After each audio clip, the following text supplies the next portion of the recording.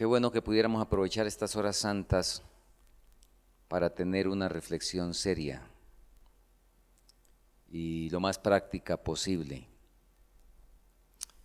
Estamos considerando lo que ha sido en nuestro discurso adventista un asunto recurrente, ¿verdad? Lo del reavivamiento y la reforma. Como ustedes recuerdan, hemos hecho un recuento.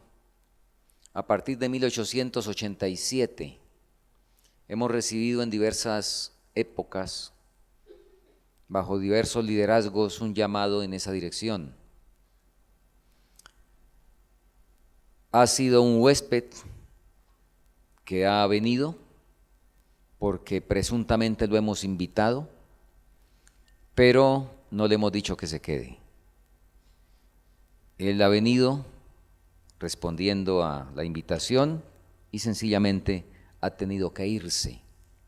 Y recuerden que hicimos un recuento de las diferentes fechas: 1888, 1901, 1922, 1973, y que desde el 2010 estamos nuevamente bajo un llamado en esa dirección. Ahora, ustedes recuerdan que anoche tocamos el punto que la hermana White dice, cuando vio esa visión de lo que pudo haber sido. Ella dice cuál fue la razón por la cual no pudo venir el Espíritu. ¿Quién recuerda? La razón básica, corta, sencilla, vital, ¿cuál fue? ¿Alguien recuerda? Los hombres no se humillaron. Textualmente dice, los hombres no se humillaron y por lo tanto no pudo venir el Espíritu. Volvamos otra vez a 2 de Crónicas 7:14, que es el pasaje del Antiguo Testamento por excelencia para este aspecto del reavivamiento y la reforma. 2 de Crónicas 7:14. Si se humillare mi pueblo, sobre el cual mi nombre es invocado, y oraren, y buscaren mi rostro, y se convirtieren de sus malos caminos, entonces yo oiré desde los cielos, y perdonaré sus pecados, y sanaré su tierra. Anoche hicimos énfasis en esto, ¿verdad? Si se humillare mi pueblo. La mayor y más urgente de todas nuestras necesidades es la de un reavivamiento de la verdadera piedad en nuestro medio. Procurarlo debiera ser nuestra primera obra, la más urgente. ¿Recuerdan? Anoche hablamos de alguien que llega para ser atendido y tiene artritis y se está desangrando, que hay que atenderle primero, ¿verdad? Necesidades hay muchas, pero la más urgente, ¿cuál es? Esta. Procurarlo debiera ser nuestra primera obra. Y anoche también, y permítanme repetir una frase que anoche comentamos, debe realizarse un reavivamiento y una reforma bajo ¿qué? La administración ¿de quién? Del Espíritu. Llevamos más de 100 años con ministraciones distintas al reavivamiento y por eso estamos aquí. Porque han sido otras ministraciones. Pero debe ser bajo la ministración del Espíritu Santo. Y entonces, la definición que ustedes conocen bien, reavivamiento y reforma son dos cosas diferentes. Estoy leyendo Mensajes Selectos, el tomo 1. Reavivamiento significa una renovación de la vida espiritual, una vivificación de las facultades de la mente y del corazón, una resurrección de la muerte espiritual. Reavivamiento, que nos dice la hermana Juay, es una renovación de la vida espiritual y una resurrección. Ahora, hay un grupo de gente que no lo necesita, por supuesto. Y Pablo, vamos a leerlo, porque Pablo nos dice bien quiénes no necesitan eso. Y se espera, pues esta noche deberíamos estar aquí los que no necesitamos eso. Porque Pablo nos dice en Efesios 2, a partir del versículo 1 y hasta el versículo 6, lo siguiente. Y Él os dio vida a vosotros cuando estabais muertos en vuestros delitos y pecados. Sin duda que los que estamos aquí todos hemos sido bautizados hace un buen tiempo, ¿verdad? Y se espera que hasta ahí estábamos muertos en delitos y pecados y nacimos a una vida nueva. Así es que Pablo nos dice cuáles son las características de la gente que está muerta en delitos y pecados, y él dice, cuando nosotros también estábamos en esa condición. Sigamos leyendo. En los cuales anduvisteis en otro tiempo, en esos delitos y pecados, siguiendo la corriente de este mundo, conforme al príncipe de la potestad del aire, el espíritu que ahora opera en los hijos de desobediencia. Muertos en otro tiempo, muertos en delitos y pecados, ¿verdad? Porque cuando le alzaban la voz, entonces se ofendía. Ese es un muerto, de acuerdo a Pablo, ¿verdad? En eso anduvimos en otro tiempo. Entonces, se pleiteaba con otra persona, se quedaba en una confrontación y en un asunto amargo y no había ningún tipo de preocupación. Le habíamos dicho la verdad. Somos bien honestos, bien sinceros. Entonces, esa era la situación de ¿quiénes? De los muertos en delitos y pecados. Porque por supuesto que cuando le alzamos la voz a la esposa, cuando le fruncimos el ceño al esposo, por supuesto debemos quedar altamente preocupados si es que estamos vivos. Debemos quedar altamente preocupados. Pablo dice, en otro tiempo esa era la situación. Reñíamos con otros y no pasaba nada, no nos entristecíamos. Mentíamos en los negocios, diciendo que habíamos comprado en 10, estábamos pidiendo 12 y resulta que habíamos comprado en 5. Pero mentíamos sin ningún problema y ustedes recuerdan que tenemos un ejemplo en el Nuevo Testamento de cómo el Señor, y claro, cuando se trata de la causa del Señor, pues es un asunto agravado, no quiere decir que lo otro no es una falta. Ustedes recuerdan a Ananías y Zafira, que lo único que dijeron fue que alteraron el precio de compra y de venta, y ustedes saben para qué, y conocen los resultados. Muy bien. Así es de que Pablo nos dice que eso era en otro tiempo. Y sigue diciendo, versículo 3, entre los cuales también todos nosotros vivíamos en otro tiempo en los deseos de nuestra carne.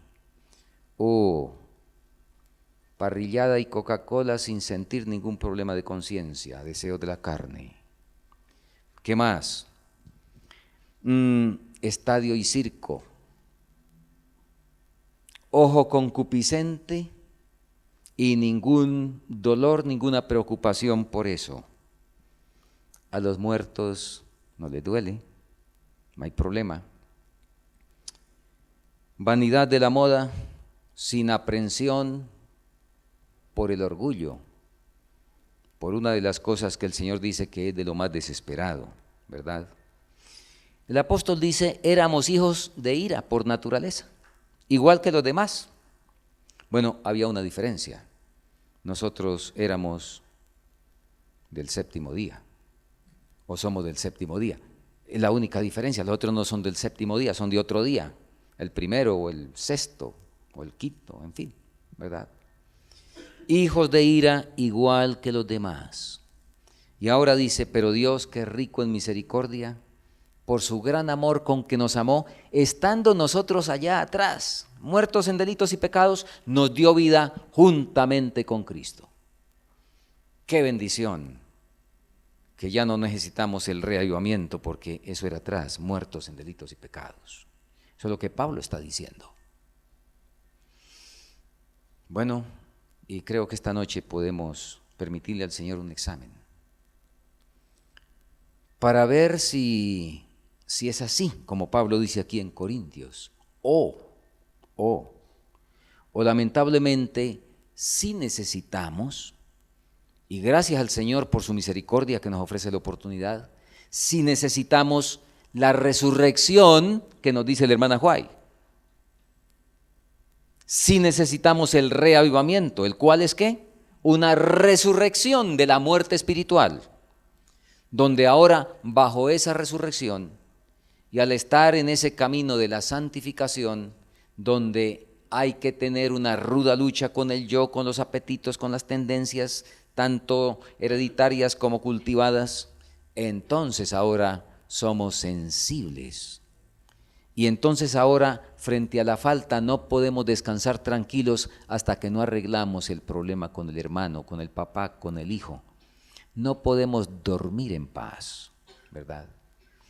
Por lo menos, si estamos medio vivos, aunque sea para la Santa Cena, aunque sea. A ver si me ayudan a recordar, repasemos cómo es eso de la reconciliación que Dios ha establecido en su palabra. ¿Cómo son, por así decirlo, las oportunidades y tiempos de la reconciliación? La hermana Huay dice en una declaración muy interesante, tan pronto haya pecado, corra al trono de la gracia.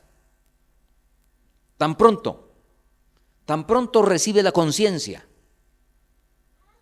tan pronto se da cuenta, le permite al Espíritu Santo, después de que se le baja el ánimo y se queda más tranquilo y ya la respiración se calma, y que el Espíritu Santo le dice, ¿y qué fue lo que hablaste? ¿Y cómo le hablaste? Inmediatamente. Ahora, pero como somos tardos, el Señor dice en Efesios una segunda oportunidad en el tiempo. Si no ha corrido inmediatamente, se dio cuenta de la falta, el Señor dice, no se ponga el sol, en Efesios 4, no se permita dormir sin arreglar el problema. No se permita eso. Pero nosotros somos, ¿verdad? Así un poco difíciles. El Señor extiende una tercera oportunidad en el tiempo. ¿Cuál será? ¿Cuál será? La oportunidad semanal. Hermana Huay dice claro en Joyas de los Testimonios, cuando habla de la observancia del sábado, donde dice del arreglo de la ropa, de los alimentos, de barrer, de lustrar los zapatos, de todas esas cosas. Luego dice, otra obra debe hacerse en el día de preparación. Ese día pónganse a un lado todas las diferencias que haya, ya sea en la familia o en la iglesia. Y será la única manera de realmente guardar el sábado. Cuando entramos en el sábado con cualquier diferencia, con cualquier distanciamiento consciente con alguien, sin haber hecho nuestra parte para que haya el acercamiento que Dios dice, ¿hemos guardado el sábado? ¿Ustedes recuerdan cuántos estuvieron en el campamento? Bueno, menos de la mitad. Está bien, entonces vamos a repetir algo. Ustedes recuerdan que comentamos algo y mostramos las citas de la hermana Huay, donde la palabra, y primero, hablando de Apocalipsis 12:17 dice, entonces el dragón se llenó de ira contra la mujer y se fue a hacer guerra contra ¿quiénes? ¿Contra quién es la ira del dragón? ¿Y contra quién es la guerra? Recuerden, y estoy aquí repasando rápido. Allá mostramos con todos los detalles que la mujer no va a recibir la guerra del dragón, porque la mujer no guarda los mandamientos.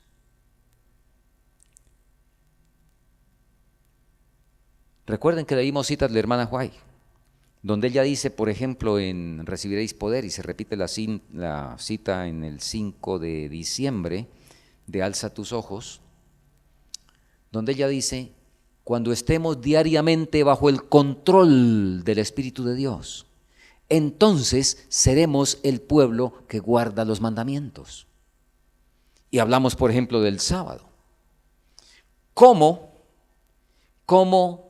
tenemos problemas con la parte más simple de todas del sábado? Que es recibirlo a la puesta del sol. Y si tenemos problemas con un asunto externo tan excesivamente fácil y sencillo, ¿cómo no vamos a tener problemas con el problema de la mente en el sábado, donde dice no piense en lo que piensa, sino que piense solamente en lo que es del Señor? Sí, ¿verdad? Cuando hayamos nacido de nuevo, seremos el pueblo que guarda los mandamientos. Por eso, Apocalipsis 12, 17 es claro. La guerra va a ser contra la gente que ha nacido de nuevo, que es la gente que guarda los mandamientos. Y eso es un remanente. Y es un remanente que no tiene un lugar geográfico exclusivo, por supuesto, sino es un remanente. ¿En dónde está? El Señor le dijo a la samaritana, en espíritu y en verdad. El que esté en espíritu y en verdad, en esa práctica, ese es el remanente. Muy bien. Entonces, hermanos, tenemos realmente desafíos. Tenemos desafíos. Pablo nos sigue diciendo y nos muestra la alternativa para que nosotros hagamos un autoexamen, para ver con este asunto del reavivamiento dónde estamos nosotros involucrados. ¿Lo necesitamos o no lo necesitamos? Segunda de Crónicas 7:14 es el pasaje que ya vimos, lo leímos, y ese reavivamiento, que es la resurrección de la muerte espiritual y que debe ser bajo la administración del Espíritu Santo, tiene condiciones. Y anoche también las vimos y vamos rápidamente a repasarlas, leyéndolo ahí mismo en mensajes selectos.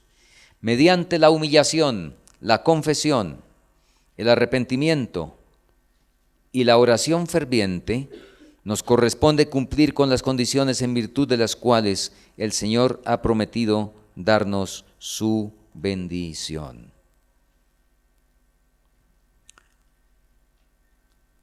Si no cumplimos las condiciones, no valdría la pena seguir invirtiendo tiempo en esas palabras que estamos usando desde cuándo, ¿verdad? Generalmente, y hoy cuando abrí el correo, volví a leer. Todos los días cuando abro el correo, alguien dice, esto se acabó. Cuando nos saludamos, y especialmente entre quienes de pronto queremos, quizás sinceramente estamos tratando de ser concienzudos, decimos las cosas que están pasando. Las cosas que están pasando, y esto se acabó. Definitivamente el Señor viene pronto. Junto con reavivamiento y reforma, pues es el vocabulario, parece de moda nuestro, adventista. Como que es el vocabulario obligado para no parecer profanos, ¿verdad? ¿Cuánto realmente lo sentimos y estamos convencidos de eso?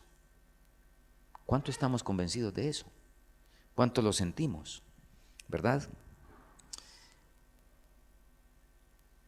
Llevamos más de 100 años y no hemos hablado con seriedad de este asunto. Porque las personas que se vuelven serias acerca de algo, ¿cómo se prueba la seriedad? ¿Cómo será que se prueba la seriedad? Respecto a cualquier cosa, enfrentando las cosas que antes no se estuvo dispuesto a enfrentar. Porque si no se efectuó, pues debe ser por algo. Y entonces el que realmente está hablando en serio, ¿qué hace? Pues hace un análisis, hace un diagnóstico, ¿verdad? Y entonces dice, aquí estuvo la causa, pues sencillamente hay que remediarla. Ahora, la inspiración nos ha dado la causa fundamental y como estamos repitiendo, aquí habla de tres cosas y creo que estaremos de acuerdo que cuando no son genuinas pueden estar separadas: la humillación, la confesión y el arrepentimiento. Podrían darse separadas si no son genuinas, pero si son genuinas son trillizos que nacen en un solo parto, ¿correcto? La humillación, la confesión y el arrepentimiento, trillizos. Y son estos hechos los que cumplen las condiciones para que pueda empezar el reavivamiento. ¿Bajo cuál ministración? La ministración del Espíritu. Ustedes conocen, y en la Biblia hay demasiado de eso, ¿verdad? Y nosotros somos, imagínense cuánto hace que conocemos la doctrina. Pero quizá el texto que mejor resume este asunto del arrepentimiento, que conlleva, por supuesto, una humillación y una confesión, es Proverbio 28:13. El que encubre sus pecados no prosperará, pero el que los confiesa, ¿y qué más? Y se aparta, o los abandona, alcanzará misericordia. Y leo en Testimonios, tomo 5, la página 597, lo siguiente. Las condiciones para obtener la misericordia son sencillas, justas y razonables. El Señor no requiere que hagamos alguna cosa penosa para que obtengamos el perdón del pecado. No es necesario que hagamos largas y fatigadoras peregrinajes o dolorosas penitencias para encomendar nuestras almas al Dios del cielo o para expiar nuestras transgresiones. Pero el que confiesa su pecado y se aparta, alcanzará misericordia. Esta es una preciosa promesa dada al hombre caído para animarlo a confiar en el Dios de amor y a buscar la vida eterna en su reino. Y nos sigue diciendo lo siguiente: hoy en día hay una gran necesidad precisamente de un sincero y profundo arrepentimiento y confesión. Aquellos que no han humillado sus almas ante Dios en reconocimiento de su culpa, todavía no han cumplido la primera condición del arrepentimiento. Si aún no hemos experimentado el arrepentimiento que sale del corazón y que tiene resultados permanentes, entonces, ¿cómo fue el arrepentimiento que hemos tenido repetitivo del lavamiento de los pies durante años y confesando siempre la misma falta? Si es que inclusive no se nos ha olvidado ¿verdad? ¿Eso qué es? Aquí dice muy claro: resultados permanentes. Si aún no hemos experimentado ese arrepentimiento que sale del corazón y que tiene resultados permanentes, y no hemos confesado nuestro pecado con profunda humillación del alma y quebrantamiento de espíritu, aborreciendo la iniquidad, no hemos nunca buscado verdaderamente el perdón de los pecados. ¿Recuerdan ustedes cuando Pedro se arrepintió la noche que negó a Jesús? ¿Ustedes recuerdan la expresión bíblica que dice que saliendo afuera, ¿cómo dice? Lloró amargamente. La hermana Huay amplía un poco más eso. La hermana Huay dice que salió corriendo.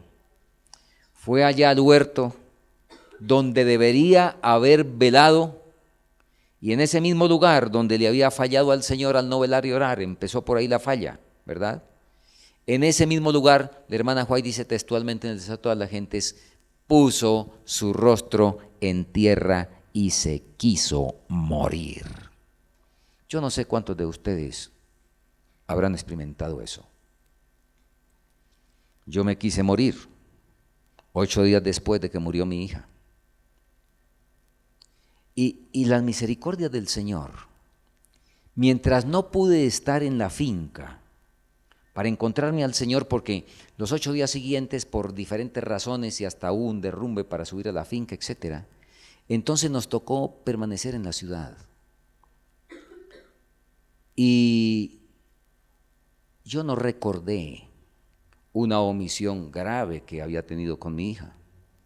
Yo no la recordé durante esos días.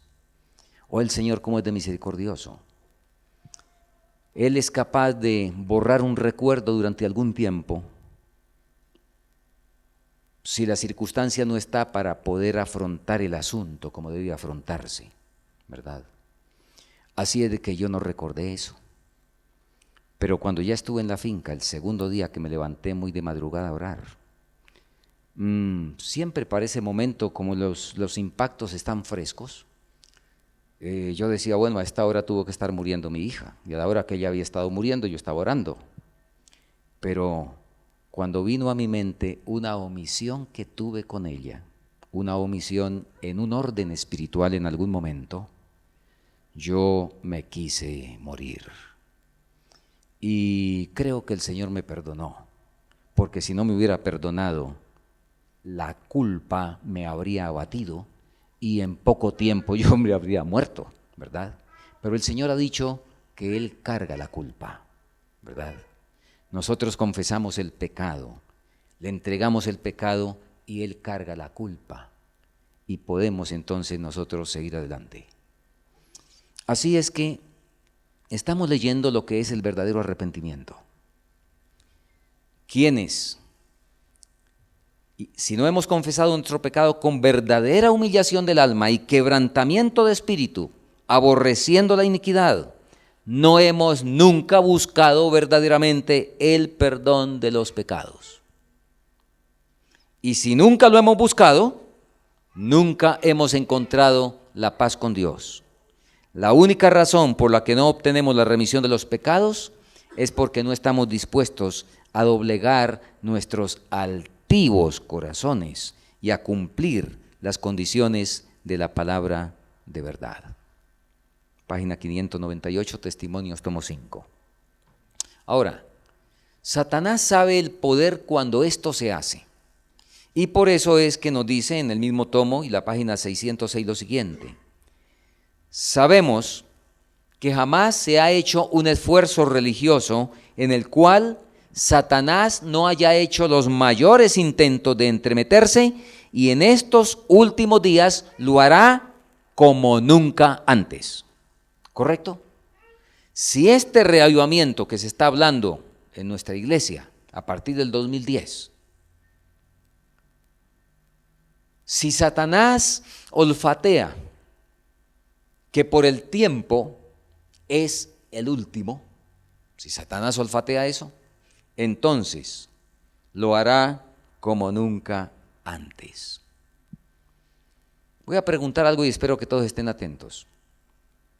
¿Cuántos quisieran permitirle a Satanás entremeterse en el reavivamiento de su vida que Dios quiere hacer? ¿Cuántos les gustaría que Satanás se entremetiera?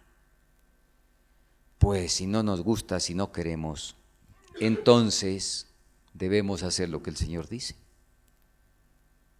Porque si no, Satanás está no entremetido, sino metido del todo, ¿verdad? Verdadera confesión, con humillación y arrepentimiento. Ahora, voy rápidamente a comentar algunos aspectos de la confesión.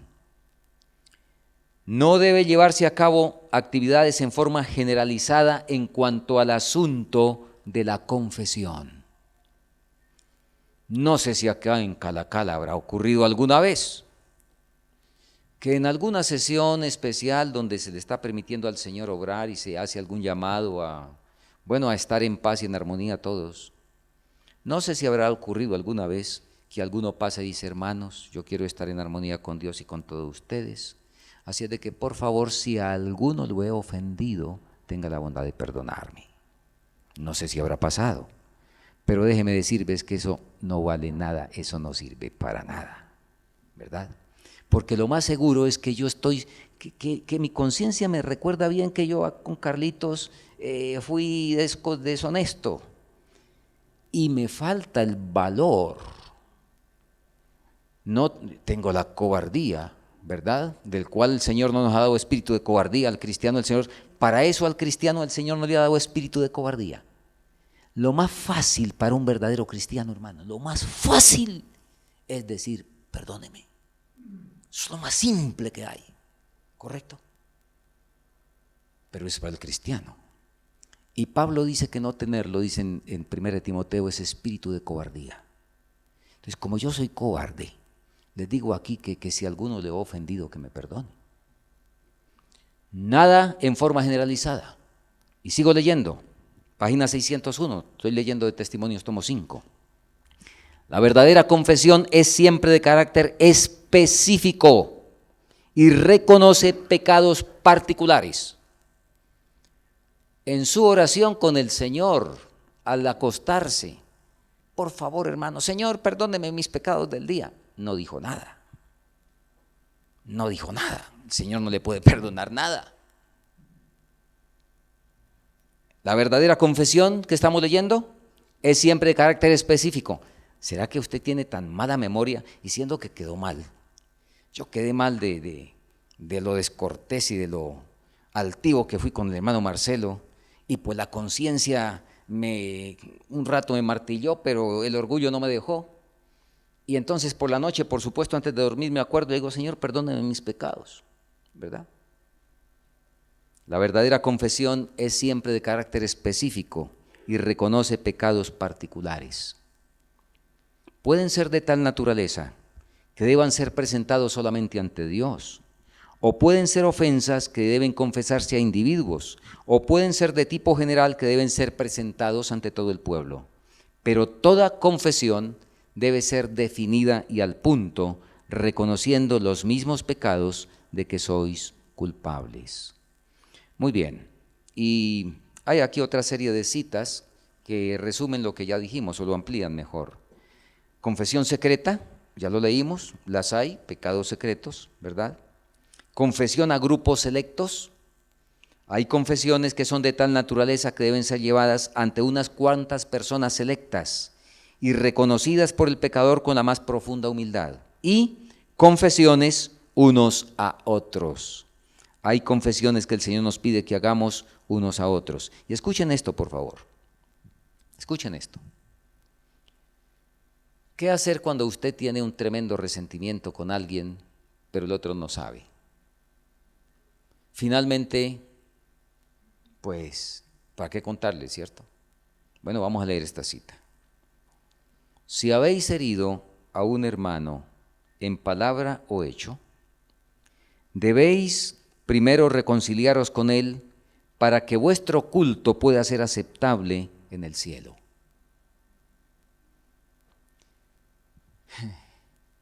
Óigame, increíble. No sé si estamos captando esto. Cualquier culto que vengamos, cuando tenemos problema con alguien, bueno, si venimos aquí a rogarle al Señor que por favor nos taladre el corazón, pues está bien, pero si no, pues vinimos a perder el rato, ¿verdad? Me quedé aterrado. En Colombia, pasó hace muchos años. En una congregación se armaron dos partidos. Y fueron dos partidos que se armaron. Y se dividió la congregación. Inclusive el templo tenía dos puertas de acceso, laterales, no una central, sino laterales.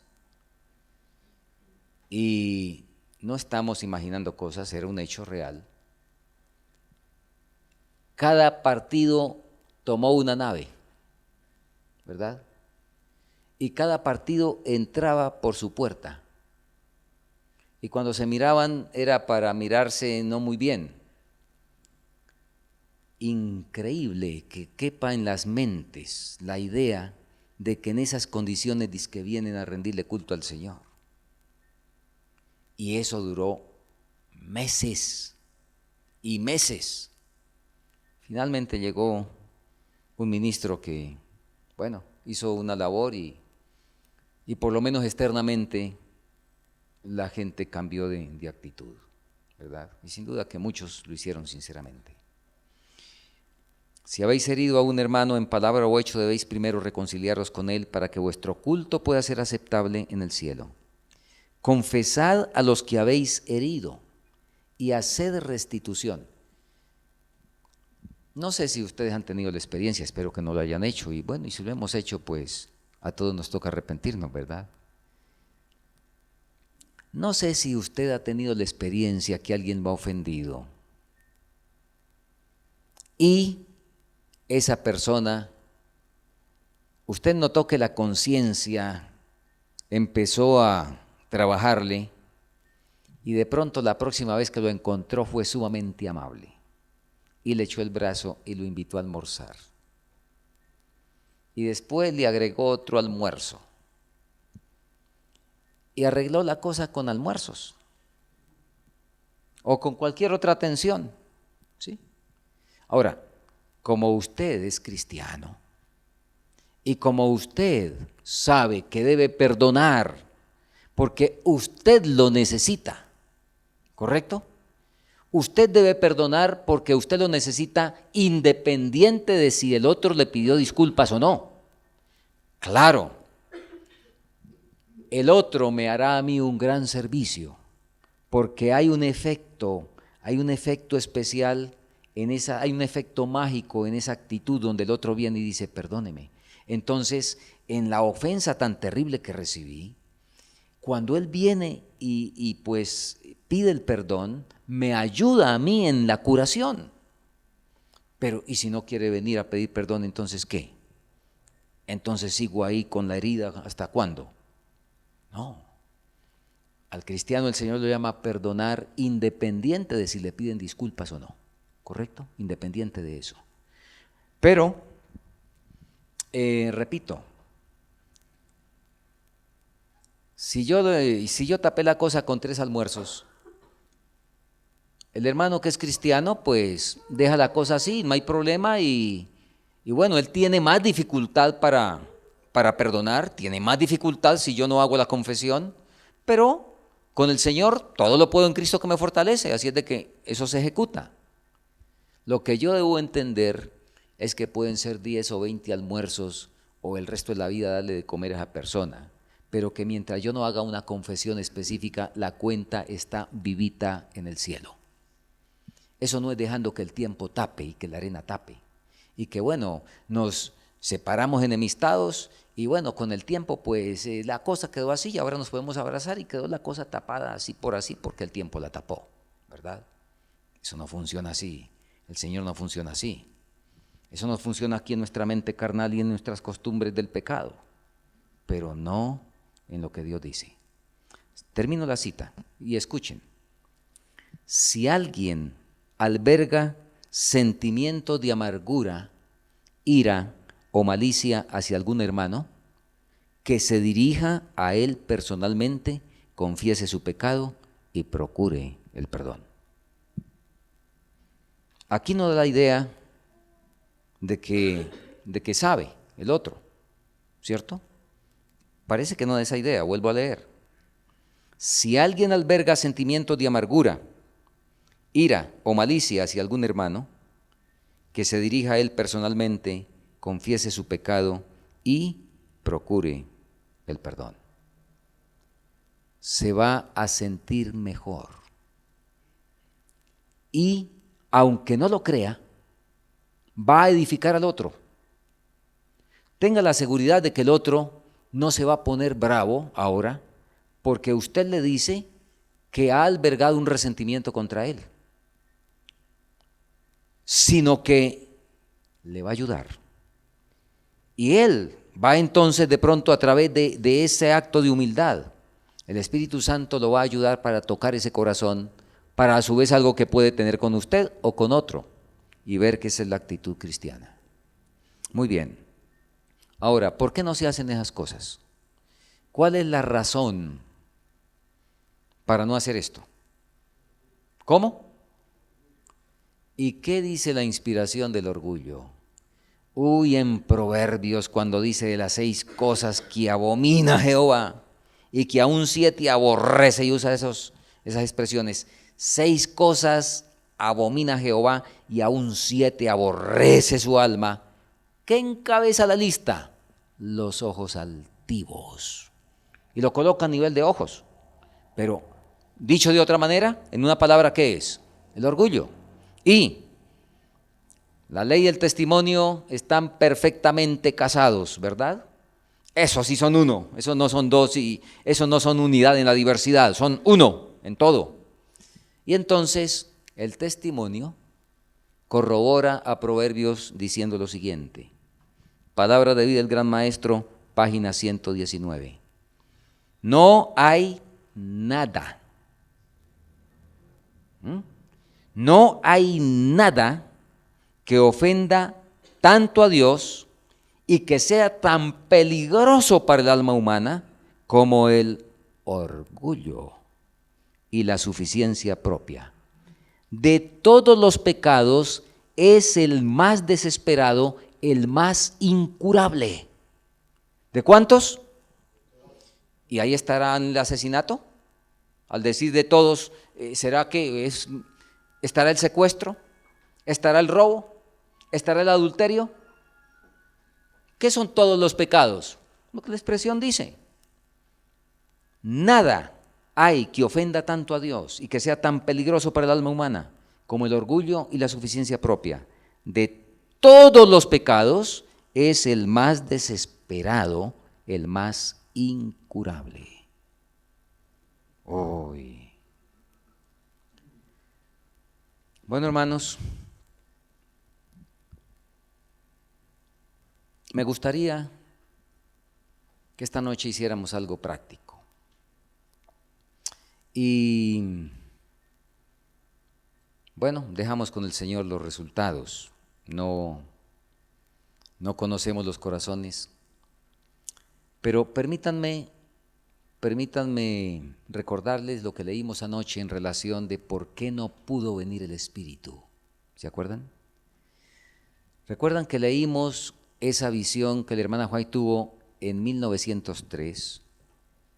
Y a ver rápidamente, si me permiten. Hoy es viernes, así es de que mañana no tienen que trabajar. Vamos a dedicar otros minutos aquí.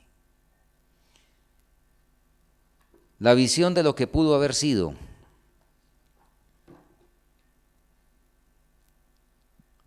Nos encontrábamos reunidos en el auditorio del tabernáculo en Barrel Creek. Y nos dice lo que pasó, se ofreció una oración, un himno, se volvió a orar. La presencia del Espíritu Santo se hizo notoria en la reunión. Luego la hermana White vio la siguiente escena. El que hablaba se dirigió a los que habían estado orando y dijo: tenemos algo que hacer. Debemos confesar nuestros pecados y humillar nuestro corazón ante Dios. Con corazón quebrantado hizo confesión y luego se acercó a varios de los hermanos uno tras otro y les estrechó la mano pidiéndoles perdón. Las personas con quienes él habló se levantaron de un salto, confesando y pidiendo perdón, y todos se abrazaron derramando lágrimas. El espíritu de confesión se difundió por toda la congregación. Fue un tiempo pentecostal. Se alabó a Dios por medio del canto y la obra continuó hasta las altas horas de la noche, casi hasta el amanecer. Y la hermana White vio ahí el derramamiento del Espíritu Santo, ¿verdad? En esa reunión. Y esto es lo que pudo ¿qué? Lo que pudo haber sido. Permítanme, hermanos, les comento algo. Yo les conté anoche que hace año y medio fuimos movidos por este asunto. Anoche les conté que hicimos un plan de ayuno de 6 meses. Una muchacha había caído en desgracia, había quedado embarazada. Me llamó para preguntarme si podía ir al Congreso y si pues le daba pena y temor de que los hermanos pues dijeran que no tenía vergüenza. ¿Cómo iba a llegar allá así, verdad? Yo le dije, despreocúpese de nosotros los humanos.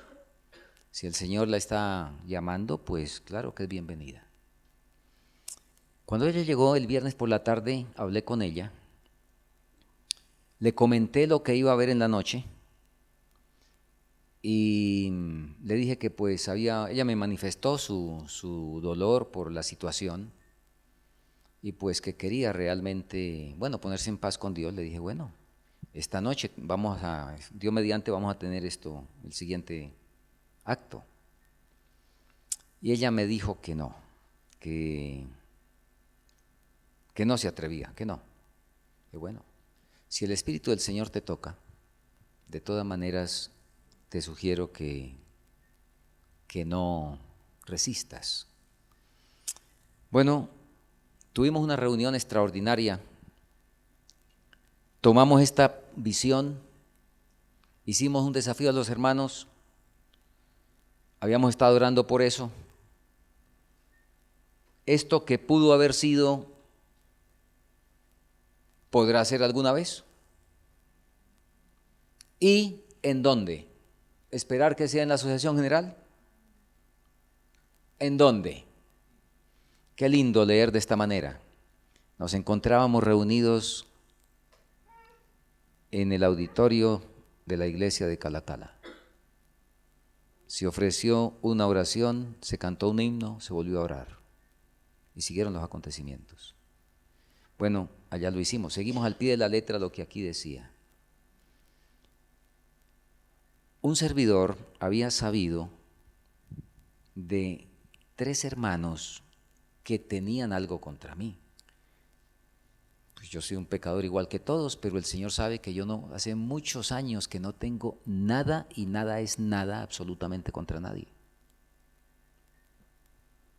Estoy hablando en esa área, ¿no? Tengo mis otras, por supuesto, situaciones. Así es de que supe de 3 hermanos que tenían algo contra mí. Y como a mí el Evangelio me dice en Mateo, si tu hermano tiene algo contra ti, ve tú. Eso es lo que a mí me dice el Evangelio, yo no sé qué les dirá a ustedes. Yo no tuve la culpa, si a mí me agraviaron, si a mí me golpearon, si a mí esto y aquello, ¿sí? Pero a mí el Evangelio me dice, si traes tu ofrenda al altar y allí te acuerdas que tu hermano tiene algo contra ti, ve tú. Así es que tomé el carro, viajé, tuve que viajar 3 horas para encontrar a uno de ellos en la finca. Y le dije, bueno hermano, en fin, le pedí perdón. Al otro también me faltó uno, no lo pude encontrar, le dije, Señor, tráelo al Congreso. El Señor lo trajo al Congreso. Así es que como aquí la visión dice que el que hablaba tomó la iniciativa, pues tomamos la iniciativa. Fui y busqué al hermano.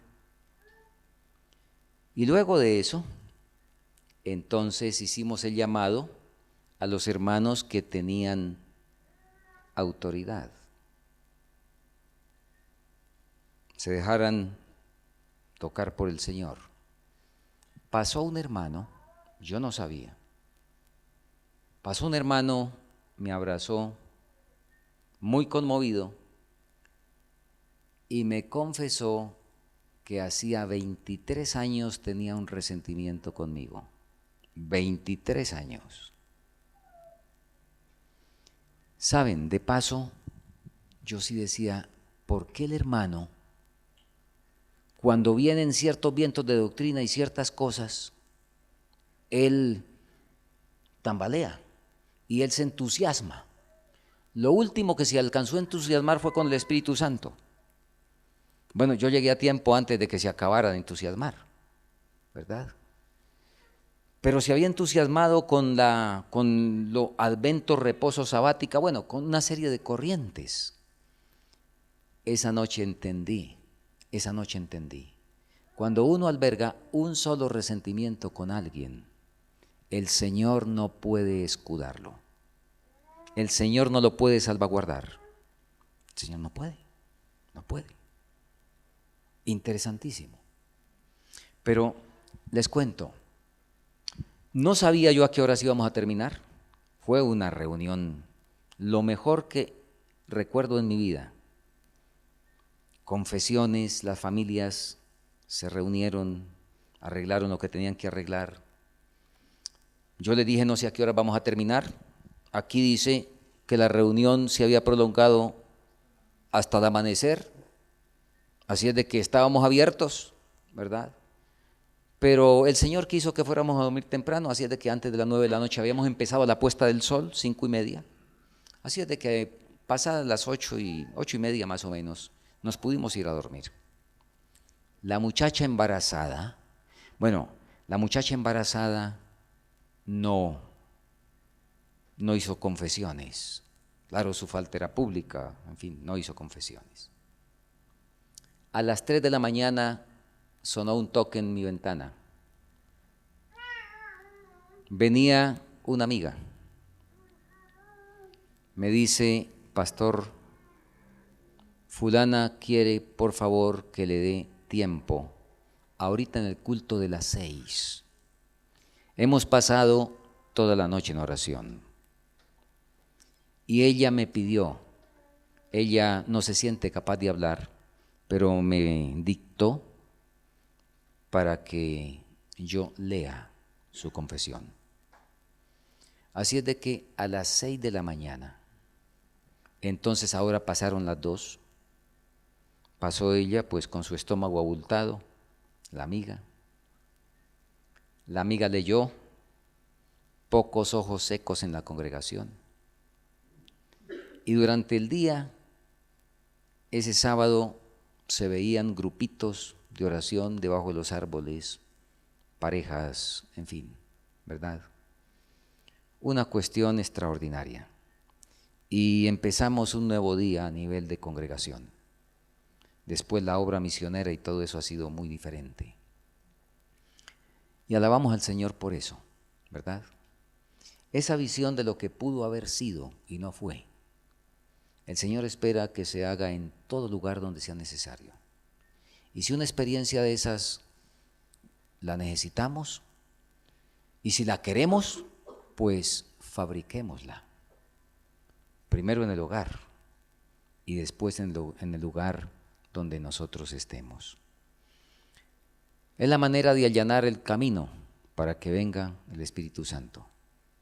Y entonces no se dirá lo que se dijo en esa ocasión, lo que pudo haber sido y por qué no pudo venir el Espíritu.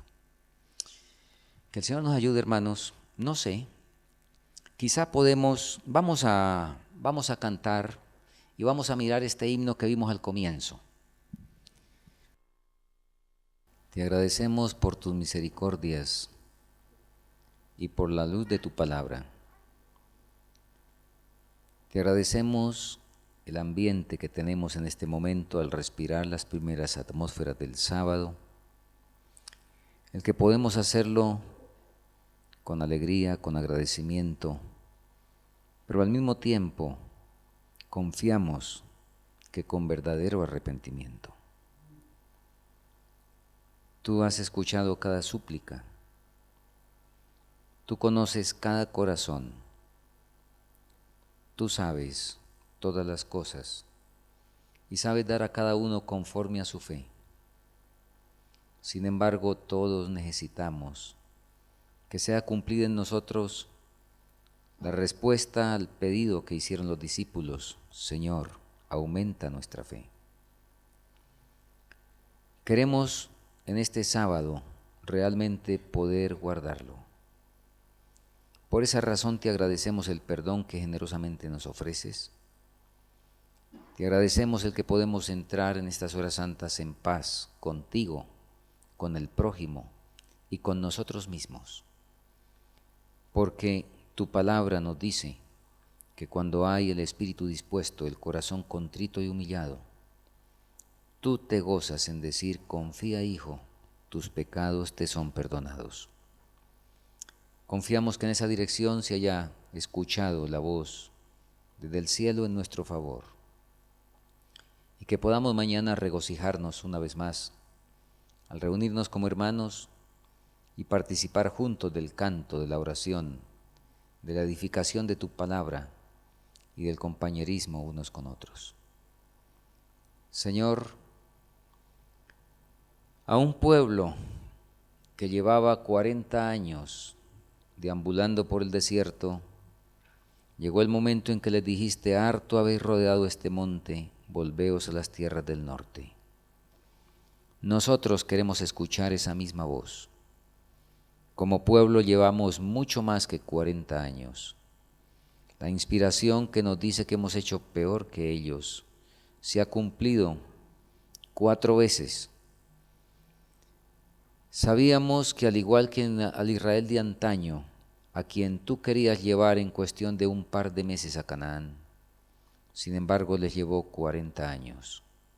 Nosotros como pueblo adventista, tú querías que entráramos en la Canaán celestial recién después, poco después de 1844, pero aquí estamos todavía más de 170 años dando vueltas al desierto. Ayúdanos según tu misericordia. Sabemos que tú tienes tu espíritu dispuesto. Oh Señor, que esa bondad siga trabajando en nuestro corazón para que seamos la generación que puede entrar en la Canaán celestial. Muestra a nuestra vida los ajustes que deben ser hechos. Que tu espíritu traiga a nuestra mente el impacto de lo que sabemos, pero en lo cual nos hemos estado solazando en el espíritu del mundo, en prácticas de diversas índoles que están contra tu palabra. Tú sabes que tenemos apetitos físicos en nuestra alimentación que deben ser corregidos. Tú sabes que tenemos hábitos incorrectos en el trabajo. Sabes que tampoco hemos recibido la manera como tú dices que debemos vestir como cristianos. Tú sabes también que especialmente nuestra alma está contaminada, porque nuestro ojo, al ver el mundo y las cosas del mundo, ha llegado a amar esas cosas, a desearlas y a estar cada vez más acariciándolas y asemejándose a ellas. ¿Cuánto necesitamos una transformación completa?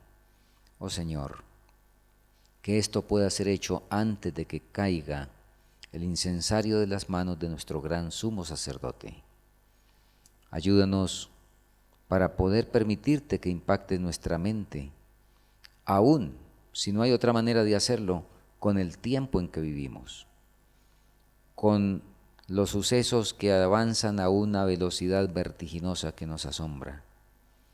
Ayúdanos aunque sea con esas cosas que son las señales para los gentiles, que sirvan para nosotros, para hacernos volver en sí, al igual que ocurrió con el Hijo pródigo. Gracias porque tú usas todo medio que sea disponible y que sea necesario. Porque habiendo emprendido nuestra redención, no escatimarás esfuerzos por mucho que te cueste, porque has dejado en manos de Cristo todos los recursos del cielo y le has encomendado la misión de que los use para nuestra redención y para convencernos de que no hay un amor mayor que el del Padre. Que ese amor nos constriña y podamos entonces decidirnos por completo a colocarnos en tus manos. Gracias por escucharnos y gracias porque, sin duda, que has agregado el incienso que nos dice Apocalipsis, que nuestro gran sumo sacerdote agrega a las oraciones de los hijos sinceros que las elevan desde la tierra. Y al presentarlas al Padre, pueda entonces el Espíritu Santo corregirlas y presentarlas limpias para que sean aceptas ante su presencia. Lo agradecemos en Cristo Jesús nuestro Salvador. Amén.